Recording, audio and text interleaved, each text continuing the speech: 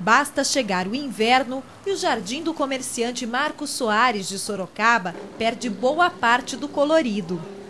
Ele fica mais seco um pouco, né? Por falta de chuva. E no outono começa a cair as folhas, né? Um pouco mais para o outono.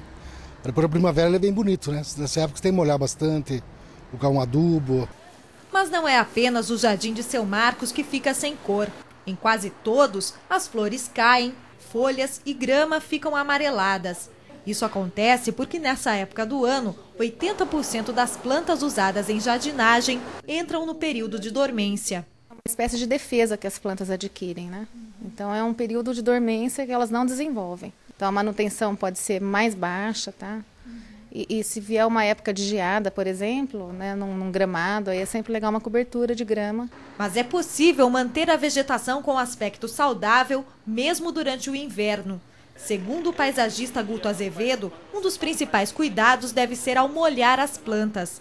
Água em excesso nos canteiros e principalmente nos vasos pode levar ao apodrecimento da raiz e aparecimento de pragas e doenças. É muito fácil da gente conseguir determinar se o vaso está precisando de água ou não. Às vezes é melhor que ele dê sinal de falta d'água do que de excesso de água. Então a gente pode usar o nosso dedo indicador, colocar nesse vaso, aprofundar o dedo até o final, entendeu? Para a gente saber se essa planta está precisando de água ou não. Guto acabou de concluir o projeto paisagístico desta casa em um condomínio de Sorocaba. A cada trabalho finalizado, orienta. O ideal mesmo é adotar alguns cuidados 1 mês e meio antes do início do inverno, entre eles a adubação do jardim. O gramado também precisa de atenção especial.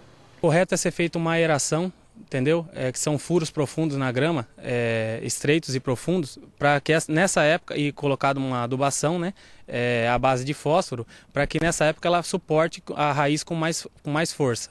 Para quem não abre mão de ter um jardim florido, mesmo com as baixas temperaturas, a dica da paisagista Ana Bozo é mesclar plantas que entram em dormência nessa época com outras que florescem no inverno. Para o inverno, a gente trabalhar algumas azaleias, primaveras, tá? O manacá da serra. Então, trabalhar as espécies que florescem a cada época do ano, né?